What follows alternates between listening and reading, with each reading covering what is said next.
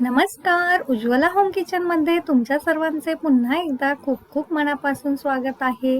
आज आपण 100% टम्म फुगणारी अचूक प्रमाणात अगदी कोकणी पद्धतीने तांदळाची दिवसभर मऊसूत राहणारी भाकरी कशी करायची तेही स्टेप बाय स्टेप हे बघणार आहोत. अगदी पहिल्यांदा जरी तुम्ही ही भाकरी करत असाल तरी सुद्धा ती परफेक्टच येणार आहे. तर रेसिपी नेहमीप्रमाणे शेवटपर्यंत बघा आणि थोडी जरी आवडली तर चॅनलला लाईक, शेअर आणि सबस्क्राईब करायला अजिबात विसरू नका.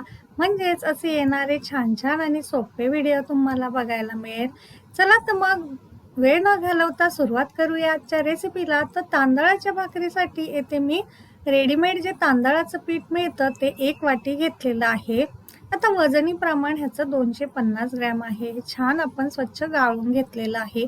आता ज्या वाटीने आपण तांदळाचं पीठ घेतलेलं आहे त्याच वाटीने तेवढंच आपल्याला पाणी लागणार आहे.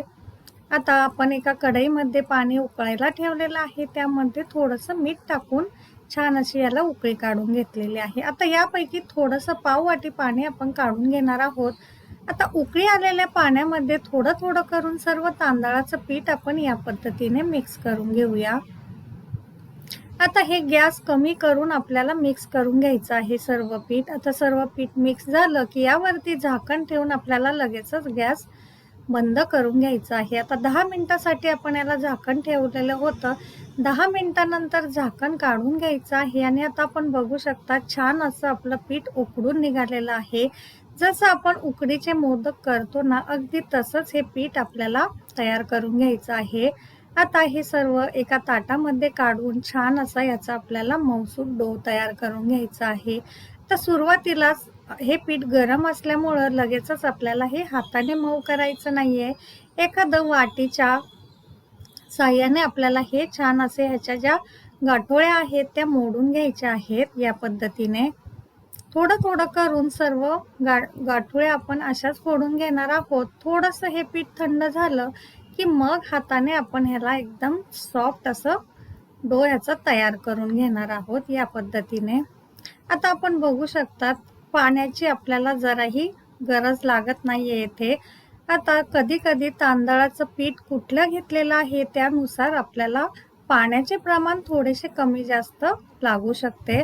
आपण जे साईडला काढून ठेवलेलं पाणी होतं ते आपण जर आपलं पीठ सुकं झालं असतं तर यामध्ये थोडं थोडं टाकून घेतलं असतं, परंतु आपल्याला त्याची गरज पडलेली नाहीये.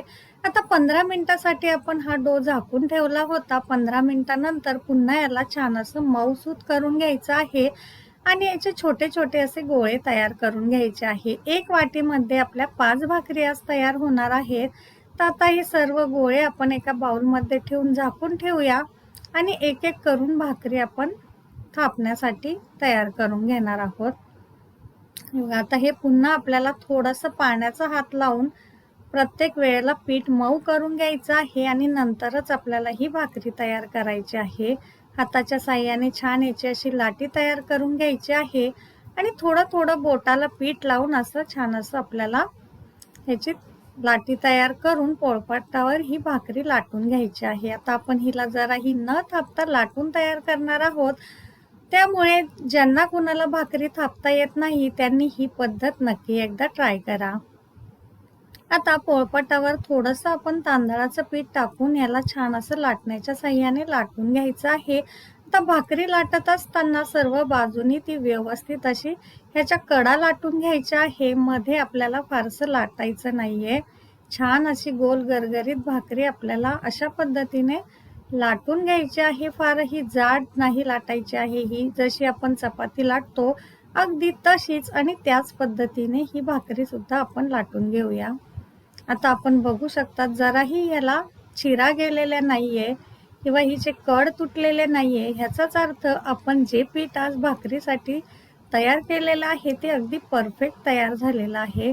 आता भाकरी लाटून झाली की तवा गरम करून आपल्याला त्यावरती टाकून घ्यायची आहे. भाकरी टाकत असताना तवाही आपल्याला फार कडकडीत असा गरम करायचा नाहीये. मध्यम आचेवर गॅस ठेवायचा आहे आणि एका साईडला व्यवस्थित अगोदर सर्व आपली भाकरी भाजून घ्यायची आहे.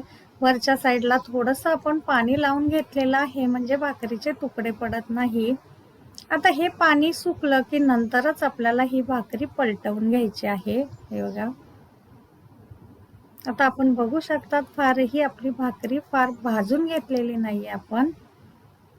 आता मागच्या साईडने सुद्धा आपल्याला मंद आचेवर ही भाकरी भाजून नंतरच पुन्हा एकदा पलटवून घ्यायची आहे. आता आपण बघू शकता किती छान अशी टम्म भाकरी आपली आजची फुगणार आहे आणि ह्या सर्व प्रोसेसमुळं आपली भाकरी दिवसभर मऊ लुसलुशीत अशी राहणार आहे.